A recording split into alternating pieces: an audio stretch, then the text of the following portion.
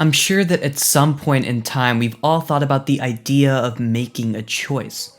I'm also sure that at some point in time as well, we might have found that the word choice was a little bit perplexing when broken down. See, the definition of this word on Google is an act of selecting or making a decision when faced with two or more possibilities. Also related to this is the right or ability to make or possibility of making such a selection. But is this really possible? Do we really have free will? And does the answer to this question even matter? My name is Sid Gogi, and welcome to the first episode of Understanding Ourselves, a series which aims to answer questions such as these. Now, at its simplest form, the argument against human free will goes like this. Every action that we make is dependent on another occurrence taking place, over which we have no control. If this is the case, then we never make a decision of our own true volition. Therefore, we never act freely. We do not have free will. Many people disagree with the first premise of this deductive argument, but when it's given deep thought, the conclusion is startling. That we have never made a choice with our own free will, no matter how compelling it is to believe the contrary. Let's imagine for a second that you decided to make a pizza. Maybe you did it because you were hungry. You have no control over this.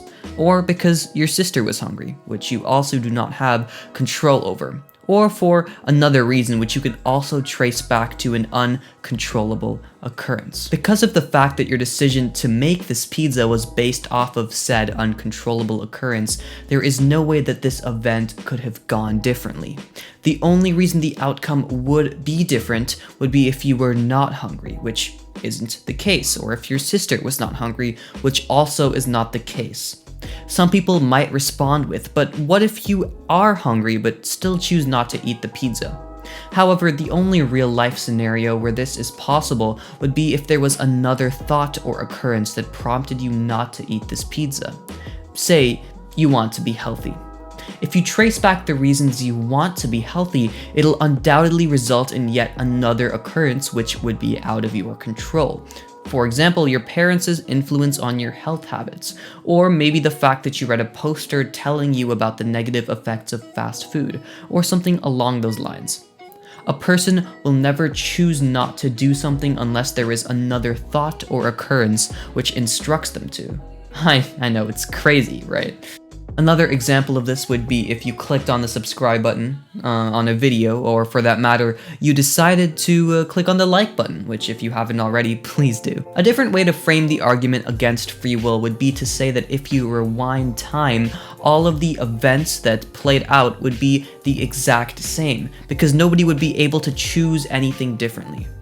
Every war, every peace treaty, every government, and every dictator would still exist.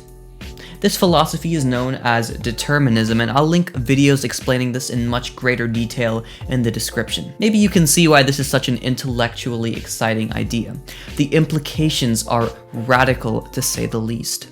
Every criminal in jail had no choice but to end up in that situation, and every billionaire was destined to end up that way. Of course, this means that the illusion of free will is not something that we can actually take into consideration in the real world, since it would lead to anarchy. Essentially, determinism has next to zero pragmatic value.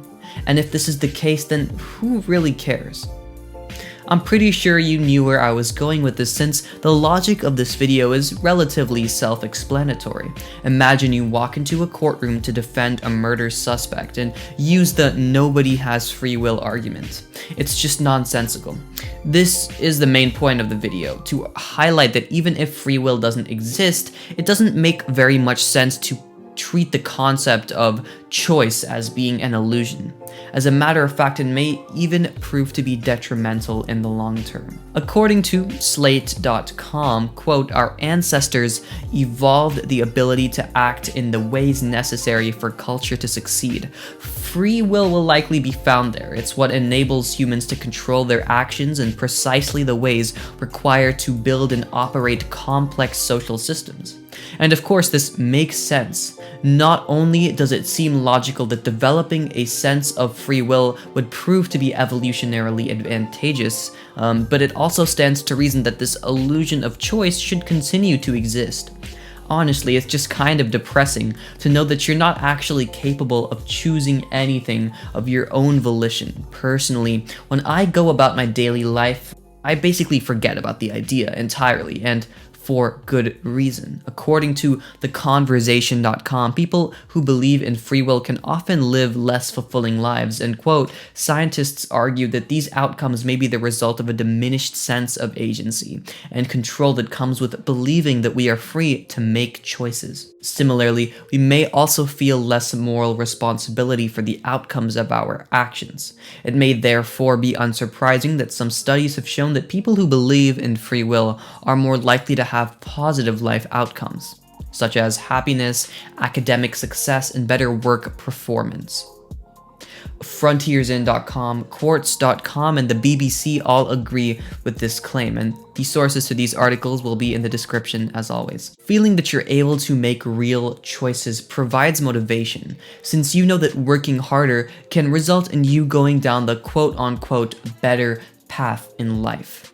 And it can hold you accountable if this turns out not to be the case.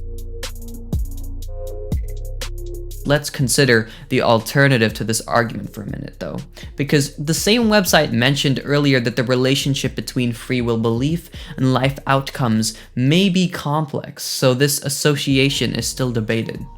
Other sources agree as well. For example, psychologytoday.com argues that, quote, the clinging to the doctrine of free will justifies and rationalizes punishment. If it can be said that the evildoer freely chooses evil without being coerced or conditioned, then the evil choice is truly his, and we can freely proceed to wreak vengeance. This view also makes sense, but it fails to account for the fact that when you do not rationalize punishment, chaos could ensue. If we apply the non-existence of free will to one criminal case and say that the aforementioned criminal shouldn't be morally held accountable for his actions, then we must apply this logic to all circumstances in order to be consistent with our beliefs. This just doesn't work in practice. If you disagree with this, then make sure to voice your opinion in the comments below and we can have a discussion about it.